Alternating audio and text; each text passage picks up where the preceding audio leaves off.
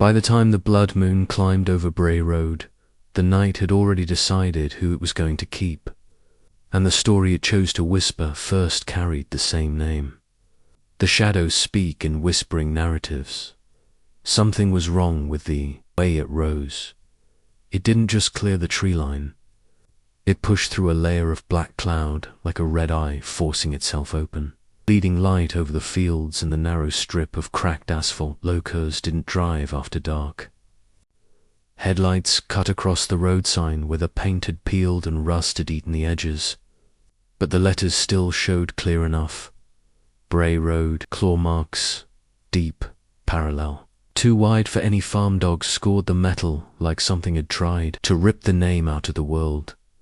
The howl came before the engine died. It wasn't loud the way movie howls are. It started as a low, rising vibration under the sound of the tires, traveling up through the floorboards, into bone, into teeth. The sound built itself around the car like a slow, tightening snare, then snapped into a broken-voiced cry that seemed to come from both sides of the road at once. It should have echoed off the trees and the old silos, but it didn't. It just sank into the fields and the ditch and the scattered bones of roadkill, like the landscape was swallowing it whole. Ely Hart's hands clenched on the steering wheel just as the dashboard went dark. The radio cut to static. The engine coughed once, twice, then shuddered into silence. The only thing left was the hiss of his own breath and the wind fingering the roadside grass. He tapped the gas, turned the key, fought the useless habit of trying again and again when the night had already said no. Something moved in the corn to his right, not the soft wind ripple of stalks, but a heavy, deliberate weight parting rows. The red moon washed across the windshield, burning his reflection out into a black silhouette with tired eyes and a jaw that always looked like it was set too hard. For a second, something in that reflection flashed amber, not a trick of light, not the way pupils catch brightness. It was there and gone, like a warning his own body didn't want to explain. Folks in towns like this don't whisper their legends to scare children. They whisper them to stay alive. Old-timers in Elkhorn still lowered their voices when they talked about Bray Road. They talked about missing calves, shredded deer, headlights catching something too tall and too wrong standing in the ditch. They talked about the beast like a stray nightmare that had slipped out of someone else's story and taken a liking to their fields. They didn't talk about what happened when the moon turned red instead of white. Not out loud. They told you one rule though, and they told it with enough weight to make your skin cold. Don't stop on Bray Road when the moon is wrong. The wind leaned in and listened to Eli ignore it. He grabbed the flashlight from the glove box, because that's what every bad idea starts with. The beam cut a weak cone into the night, dust flecks spinning in it like tiny panicked stars. The corn whispered and shifted, and something big exhaled just out of reach. Behind him, beyond the back window, the field on the opposite side of the road held its breath. He stepped out anyway. Gravel crunched under his boots. The air smelled like cold dirt and iron, and under it faint sour clinging with something else. Wet dog, people called it when they didn't want to think too hard. This wasn't that. This was musk thickened by something wrong in the blood. Some heat that didn't belong this far from summer. The road lay narrow and black, lined by ditches that had seen too many lost tires and a few too many lost animals. Off to his left, the Hartman farm sat as a hunched silhouette against the horizon, barn roof sagging, silo a darker tower against the red glow. Somebody had hammered boards over the barn doors last year after they found what was left of a horse inside. Eli had been there. He remembered the way Mr. Hartman had stared at the bite mark on the flank, like he wanted it to rearrange itself into something that made sense.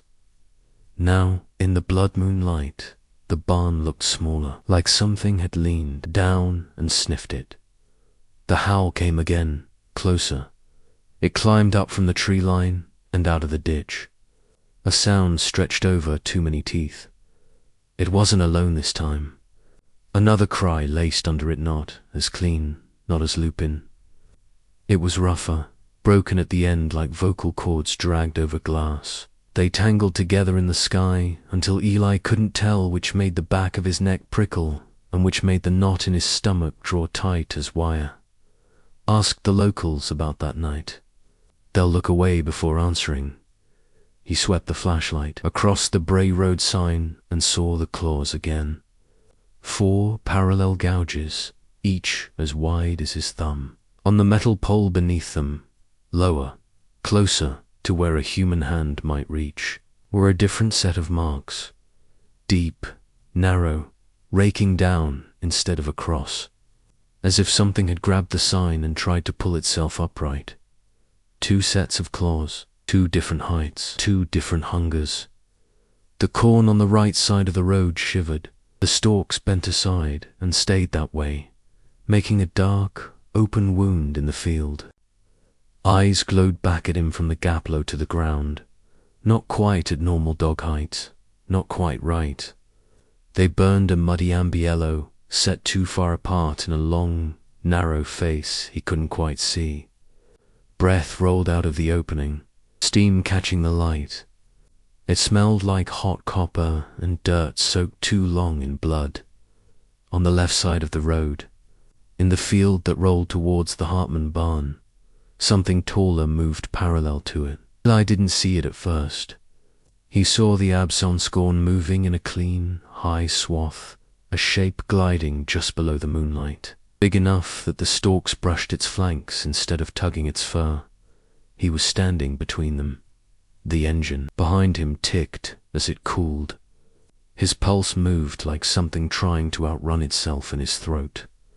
That flash of amber in his own eyes on the windshield held tight in the back of his mind, scratching at the edges of a memory he didn't want. No, one survives the night it chooses by pretending it hasn't already noticed them. The lower eyes in the corn blinked. A growl rolled out, low and territorial, full of the kind of authority that belongs to things born in the dark. The thing on the left answered not with a bark or a snarl, but with a sound that lived between a growl and a sigh, heavy and bone deep, like whatever made it hurt all the time. Eli's hand drifted to his side without thinking, fingers pressing against the scar hidden under his shirt. 4 months old, crescent-shaped. The doctors had called it a vehicular laceration after his crash outside town. The one where he couldn't remember the other car at all, only waking up in the ditch with a taste of pennies in his mouth and the sound of something large moving away through the trees. Under his touch, the scar was hot. Under his skin, something stretched. If this reminds you of something you've heard, you're not alone. The Dogman came first. It slid out of the corn on the right. Low and wrong joints unfolded, like something remembering how to be on 2 legs instead of 4. Shoulders hunched. It rose until it towered taller than any man. Digitated legs braced in the gravel. Long arms hanging, claws dragging rivulets in the dust.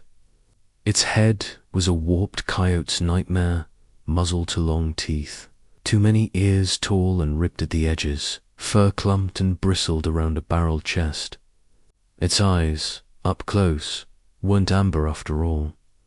They were a jaundiced burn of red-yellow pupils, thin and vertical like a reptile. It didn't look cursed. It looked exactly where it wanted to be. The creature's gaze flicked from Eli to the other side of the road and back. It lifted its head and drew in air, nostrils flaring, lips twitching as if tasting each scent separately.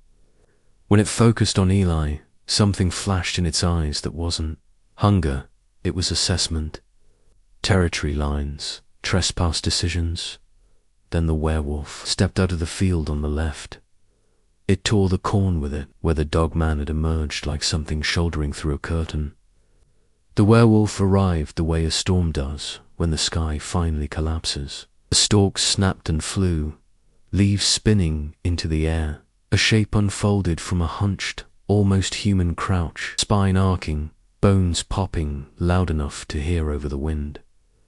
Its silhouette was broader in the shoulders, than the Dogman waist, narrower, legs elongated into backward-jointed limbs that dug clawed toes into the gravel. Fur ran along its limbs in thick, dark swathes, but its chest was slicked partly bare. Skin stretched too tight over ribs that expanded and contracted like a bellows. The head wasn't a dog's head, stretched into a mask. It was a wolf's skull dragged halfway through a man's face, jaw elongated, teeth layered and uneven, gums dark and wet, ears flicked, ruined and scarred at the base, like they'd torn through something smaller on their way up. Its eyes were not yellow. They were a cold, silver blue, catching moonlight and throwing it back like ice. Where the Dogman smelled like earth and meat, this one smelled like rain on iron and something older under a told pennies, old rust, old blood. The scar under Eli's hand burned. The werewolf looked past him at the Dogman and let a low, rolling growl pour out. It wasn't territorial in the same way. It carried something else in its resentment, pain, and old, sharpened hatred that made the fur along the Dogman's spine spike higher. Bray Road had not invited one monster. It had drawn a line and called to. Locals say the moon never glows the same after that night. The Dogman took a step forward, claws slicing little half-moons into the road. It moved with purpose, every shift of its weight saying, "This is mine." The werewolf mirrored it, one foot sliding ahead, shoulders lowering, hackles lifting like a rising tide. That sound between them, the braided echo of growls and low huffs vibrated through Eli's ribs. Something in the way they squared off told a truth words never had. Dogman was this place's guardian, in its own predatory way. Werewolf was an intruder, pulled across boundaries it didn't care about but couldn't refuse. Eli felt both of them inside his skull. He felt the Dogman's instinctive map of everything alive within a mile. He felt the werewolf's pulse beating its curse in time with the moon. He stumbled backward, breathing hard, throat dry. The flashlight beam shook between the two creatures, bouncing off eyes, catching saliva strings, highlighting the deep rake marks in the Bray Road like a record of previous arguments. The night, sinned the Dogman lunged first, more a blur than a body. It crossed the distance in a heartbeat, on all fours then half upright, claws coming down in a wide arc aimed at the werewolf's neck. The werewolf spun into it, teeth bared, jaws snapping around the Dogman's forearm with a crack that sounded like branches breaking under snow. They hit each other in the middle of the road, like two cars colliding. Sparks flew where claws scraped rock. Gravel exploded outward, peppering Eli's legs. The Bray Road sign shuddered. The blood moon seemed to flare brighter, the clouds thinning around it like it wanted a better view. The Dogman screamed a high, tearing yelp that wasn't canine, wasn't human, but sounded like something furious at being hurt. It raked its free hand across the werewolf's ribs. Fur and flesh tore. The werewolf's answering howl ripped through the fields, rattling barn boards and siloed ladders. It let go only long enough to slam its shoulder into the Dogman's chest, driving it back into the ditch. This wasn't a wild attack. This was a feud. Eli staggered back to his car and found the door handle without looking away. The creatures rolled, snapped, tumbled, jaws flashed. Claws rose and fell. Blood dark against darker first pattered the road.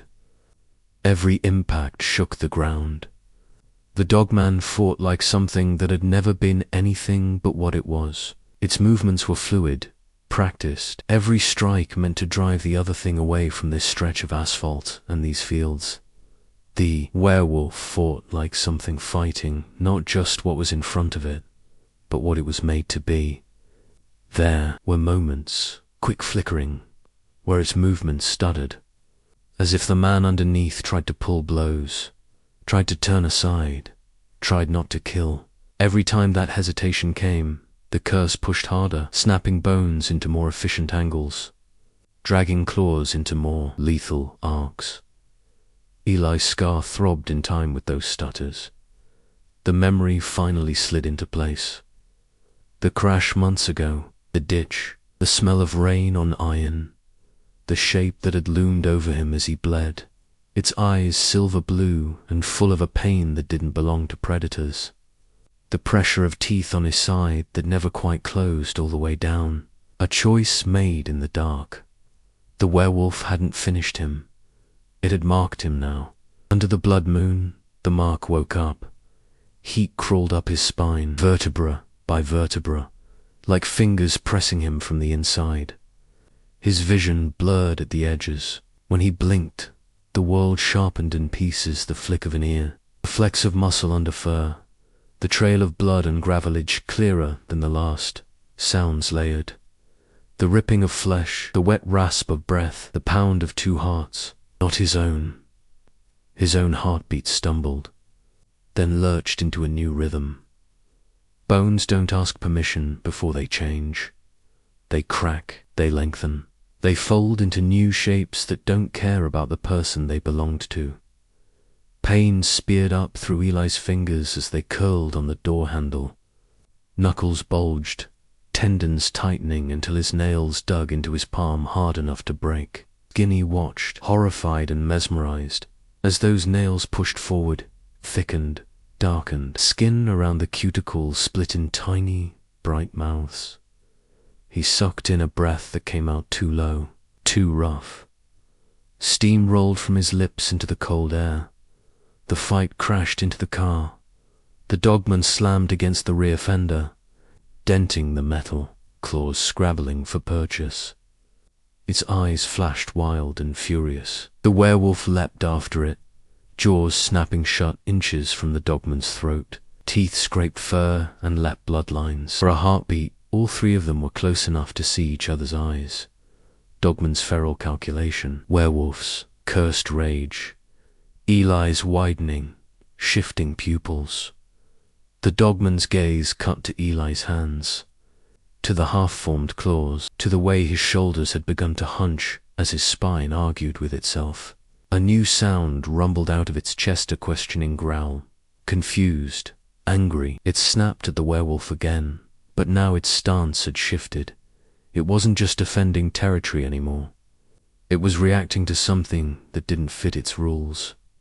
The werewolf saw it too. Its nostrils flared as it dragged in Eli's scent. Under the gasoline, the human sweat, the tin of fear, there was something else. A thin wire of a curse, not fully woven, tugging between them. It hesitated. That heartbeat was enough. The Dogman wrenched free, leaping up and away from the car, landing in the middle of Bray Road. It straightened as much as its bunched muscles would allow and threw its head back, unleashing a roar that shook corn from stalks. Not a howl, a warning. A claim, a refusal. Eli's scar burned like fresh metal pressed his skin. The blood moon pulsed. He doubled over, dropping the flashlight.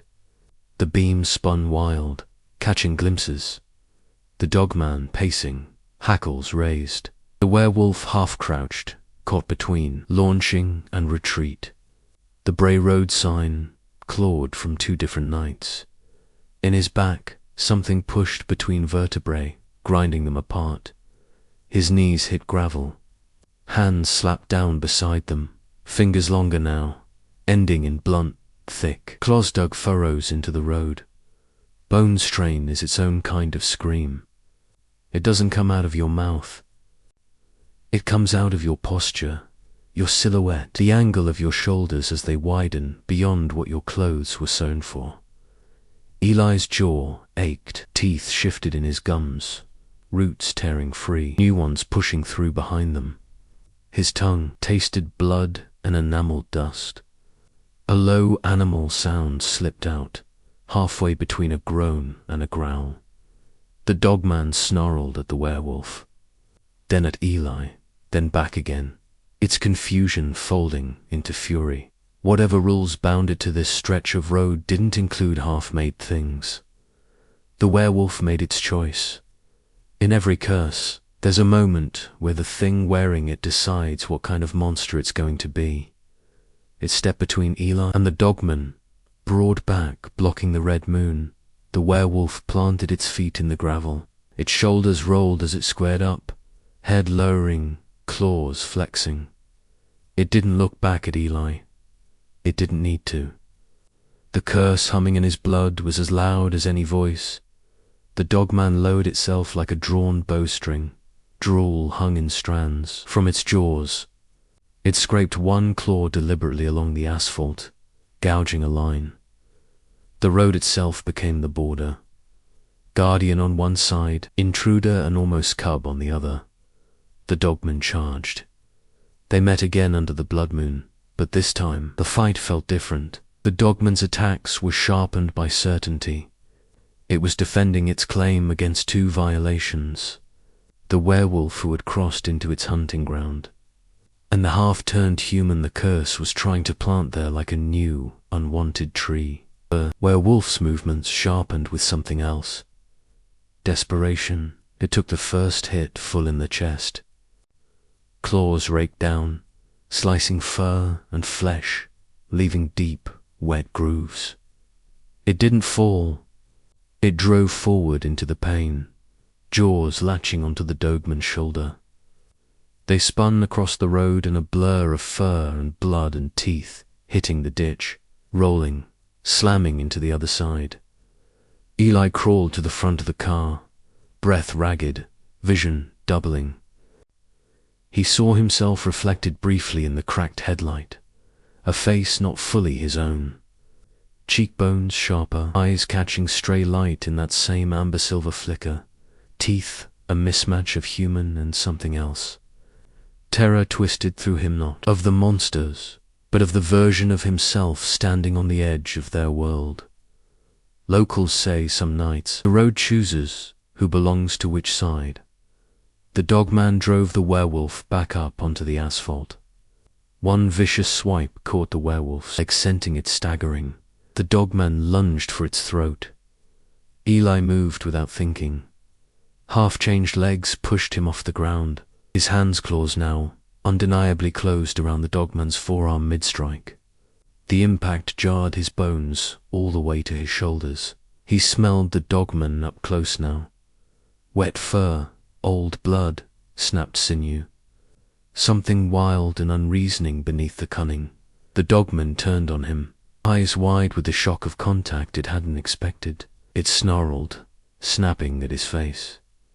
Eli snarled back a roar, torn sound that didn't sound like it belonged in his throat at all.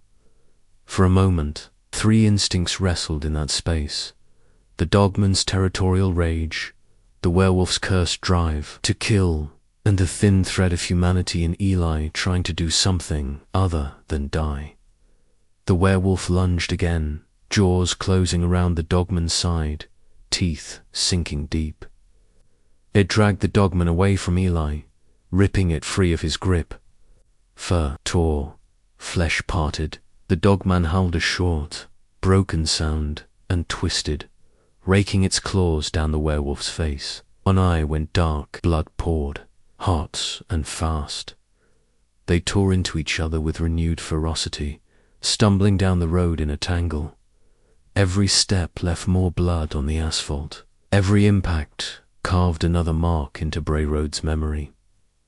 Eli fell to his knees again, chest heaving, bones shifting slower now, as if something had taken its hands off the dial halfway through. His body hung on the edge jaw, not quite fully elongated, hands not fully paws, spine a series of hard, protesting knots under skin. The moon pulsed again. Under its red light, time thinned. The Dogman slipped. The werewolf didn't. With a final, guttural snarl, it drove the Dogman onto its back in the middle of the road. Claws pinned shoulders, teeth sank into the Dogman's throat. For a heartbeat, the world narrowed to that bite. Then the werewolf didn't finish. Its jaws tightened, drawing blood, then stopped just short of crushing. A tremor ran through its body. Muscles bulged, fought themselves, shuddered. It looked up at Eli, with its one remaining eye silver blue, drowned in moonlight and pain and a question. What kind of monster are you going to be? The Dogman kicked, claws scraping at the werewolf's ribs, but not with the same strength as before. Its blood poured onto Bray Road, dark and thick. It wasn't dead, not yet. Guardians don't die easily. They watch. The werewolf let go and shoved itself away, stumbling, it back towards the ditch, towards the field, towards the line it had already crossed once too often. Each step left drops of blood. Eli's scar stopped burning. The heat in his bones dimmed to an ache. The Dogman rolled to its side, one arm clutched to its ruined throat. It dragged itself to the shoulder of the road, glaring at Eli with eyes gone dim but not empty. There was a warning there, and a reluctant recognition.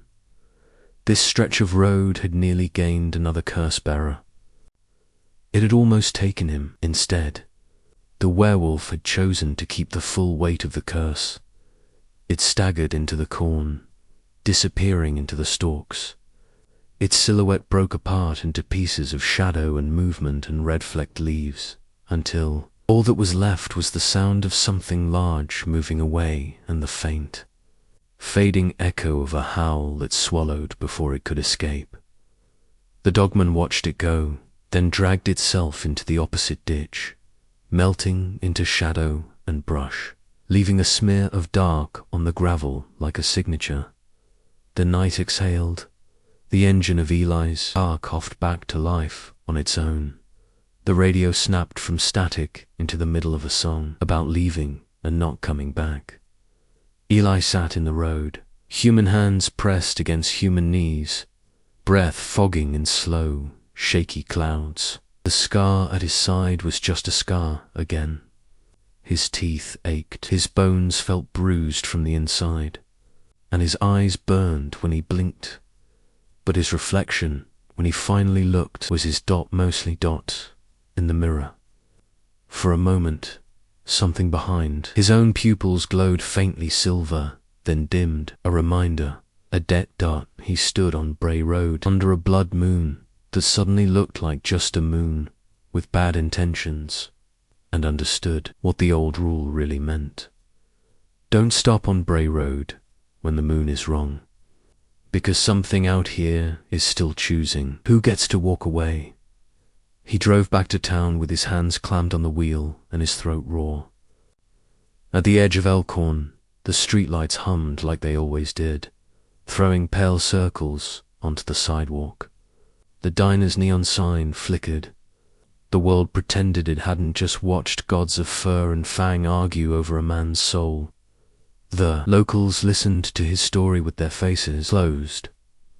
One old man at the counter stared into his coffee and shook his head, asked the locals about that night. Someone would say years later, and the people who'd been there would change the subject, look at their shoes, or laugh too loudly.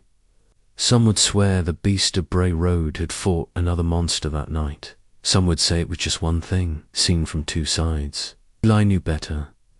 He felt the difference every time the moon got too bright. On certain nights, when the clouds move wrong and dogs in distant yards whine, low and restless, he wakes with his hand pressed to his side, heart racing, convinced he can still smell iron and wet corn. Sometimes, if he steps outside and looks toward Bray Road, he swears he can see two shadows pacing parallel at the far edge of the fields. One keeps things in, one keeps things out. Neither has forgotten him. No one survives the night it chooses without leaving something behind. If you ever find yourself on Bray Road and your headlights catch claw marks on the sign, count them. Look at the height. Remember there are two sets. Remember something under that road remembers your tread. And if your engine dies under a moon that doesn't look like it used to, don't get out. Don't look into the fields. Don't answer the howl that doesn't echo. Stories like this don't stay where they happened. They travel in the dark spaces between streetlights, in the quiet scroll of late-night videos, in the way your skin prickles when you drive past a field that feels too wide. If you've heard a story like this, if you've driven a road that felt like it was watching you leave a warning where someone else can see it, there are people who don't believe in monsters until the night offers them a choice. And roads like Bray don't stop hunting for witnesses. They just wait for the next wrong moon. If you're still here, the night hasn't let you go yet. Something in you stayed on that road, watching two shadows tear at each other under a red sky, wondering which one would wear your shape if it had the chance. That's how these stories work. They don't end. They linger like breath on glass, waiting for a handprint. If you've ever heard a howl that didn't echo right, or seen eyes on the side of the road that were too tall to still leave a word below, someone else may need the warning before they take the wrong turn in the dark. And if you feel that pull to come back, to hear the next tale whispered out of the tree line and into your headphones, follow it here, not out there. Let the road keep its dead and its teeth. You can still walk away while the moon is just light and not a verdict. Mark this place before you go. If you've stayed with this story this long, the night hasn't let you go. It leaves a mark on anyone who listens this far. Some call it curiosity, others call it a warning. And when the next full moon rises, it won't just be looking for blood. It'll be looking for the ones who listened and came back. Leave a word below, a sign you're still among the living. A warning for the next traveler who wanders too close to the dark. And if you want the next tale before the moon chooses someone else, follow the trail back to whispering narratives. That's where the stories gather when the shadows get hungry. Subscribe before the next full moon.